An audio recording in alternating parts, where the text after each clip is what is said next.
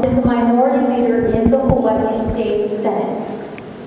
He is a private consulting economist and president and owner of SMS Consultants.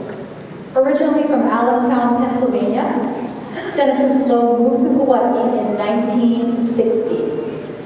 He earned a BA in Economics and Government from the University of Hawaii, Manoa, and an LLB from LaSalle Law School.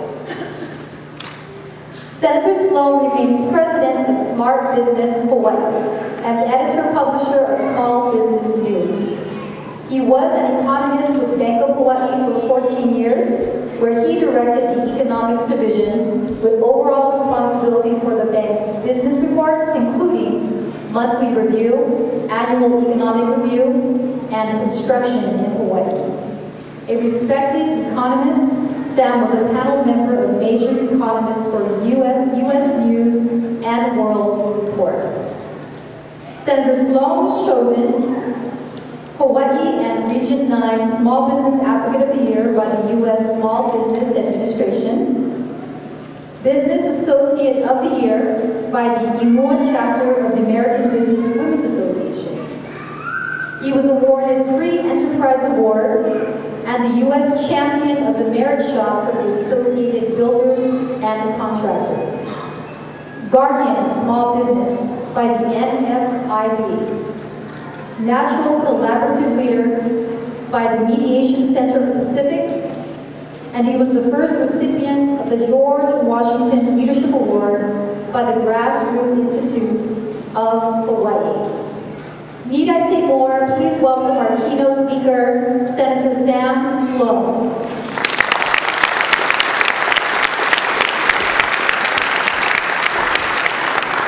Thank you, Catherine. Aloha, everyone. Good evening. President LeMaire, distinguished faculty and staff, parents, loved ones, and the proud graduates 2014 of Remington College.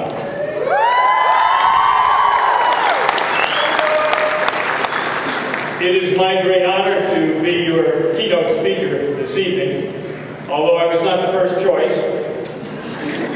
Bruno Mars couldn't make it, he sends his regrets.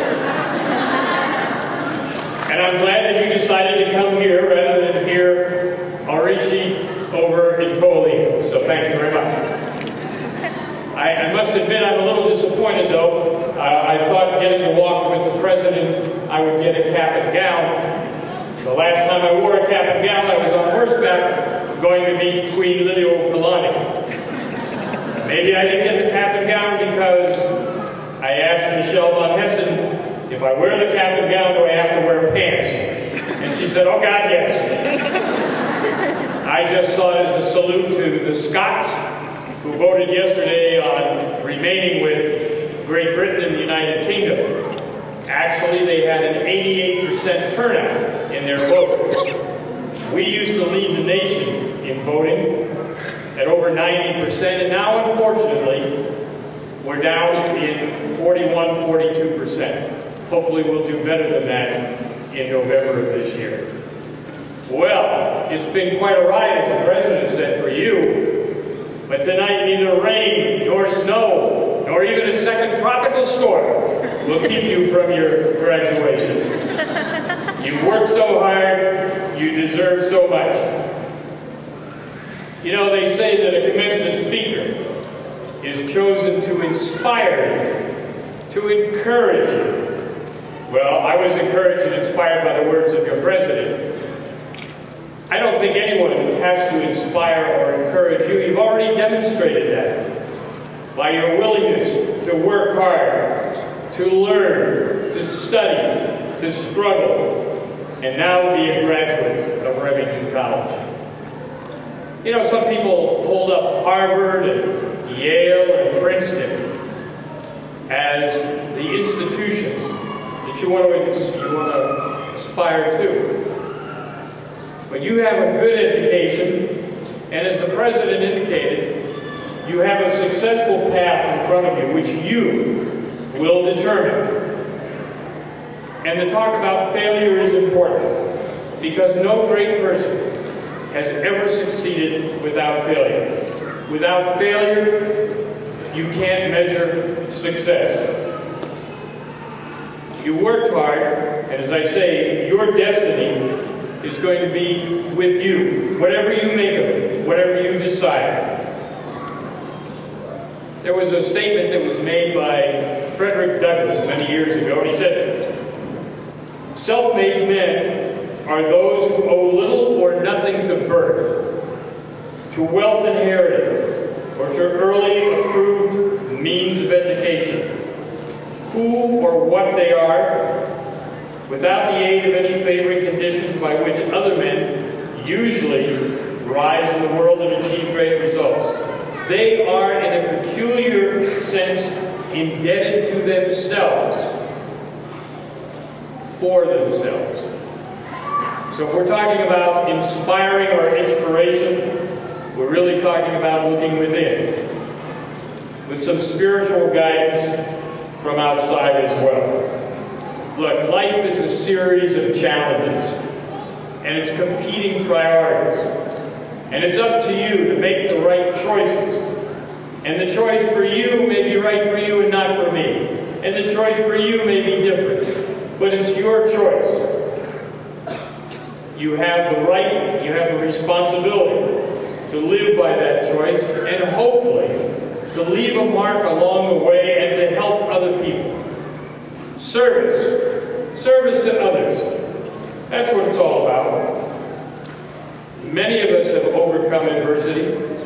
I'm sure there's some heart-wrenching stories within this room. Adversity can be physical, emotional, financial, or a combination of all above. But it's not the adversity. It's the struggle, and it's overcoming it. I overcame the adversity to become the minority leader of the state senate. How would you like to walk into work every day knowing you're going to be outvoted 24-1? On a good day. On a bad day, I get outvoted 75-1.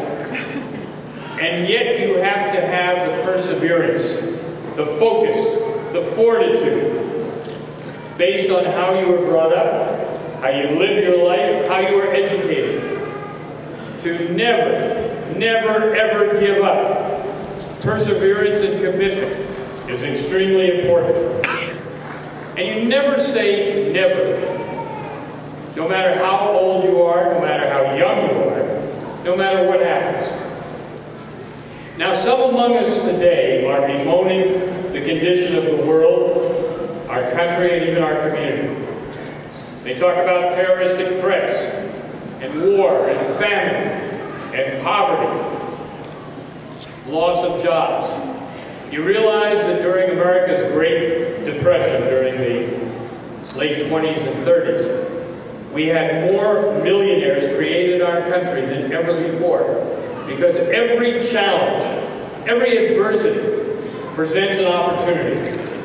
You have to be smart enough and wise enough to understand that opportunity and take it for yourself. But you know, with all the complaints and everybody whining about how bad things are, life is still better than the alternative. I remember that song lyric, maybe you do too. What doesn't kill you makes you stronger. It's true.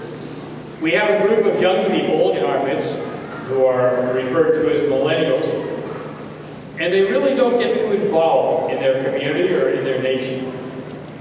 But then many of them have not had to struggle as you have. Many of them had not the opportunity or the responsibility to work and put themselves through a college experience as you have. And social media, I don't have the thumbs for it, quite frankly. But I like the old-fashioned way of communicating to people, to looking them in the eye and telling them what you think.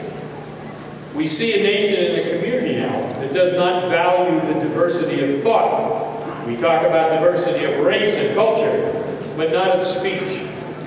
And that's important, and that's something that you can add. And don't ever lose that ability to communicate with others. There's a movie out now. It came from a best-selling book. It's called The Giver.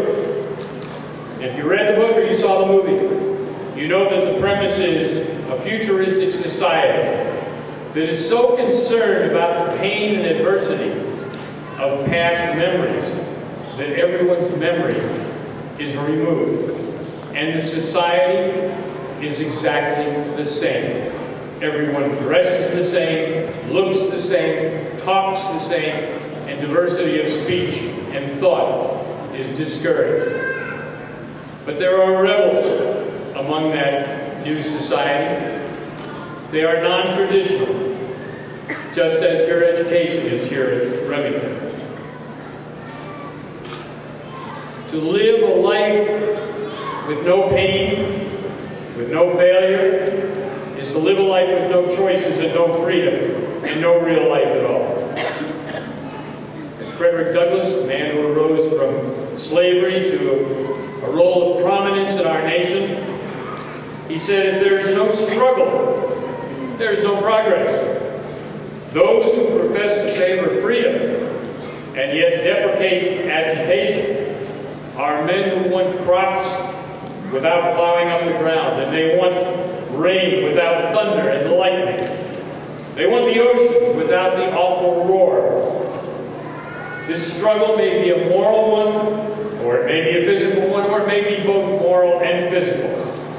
But it must be a struggle, for power concedes nothing without a demand. It never did, and it never will.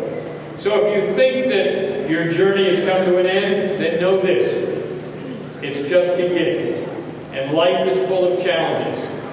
But that's what makes life exciting and what makes it opportunistic for you. You are educated to make a difference, to help solve problems, and you will. You will be compassionate, but sometimes compassion means saying no and not being an enabler. Any of you who read any of Ayn Rand's works, like Atlas Shrugged or any of her other books, know that one of her primary ideas was the art of selfishness. And immediately when people hear that word selfish, because we've been inculcated to see that as a negative, you have to look at it. In order to help other people, first you have to be selfish, to take care of yourself and be the best person and the best educated person that you can be. You can make a difference. You will make a difference. Your education and all of those who support you are just the beginning. And I know many of you ask what you can do or question what path you're going to attend. But you will make the right decisions because you are important and you have already succeeded. I'll leave you with this thought from Edward Everett Hale of more than 150 years ago. He said, "I am only one, but still I am one. I can't do everything, but yet I can do something. And just because I can't do everything, I won't refuse to do the something that I can do." Get out there and do the something you can do. Congratulations, class of 2014. Aloha.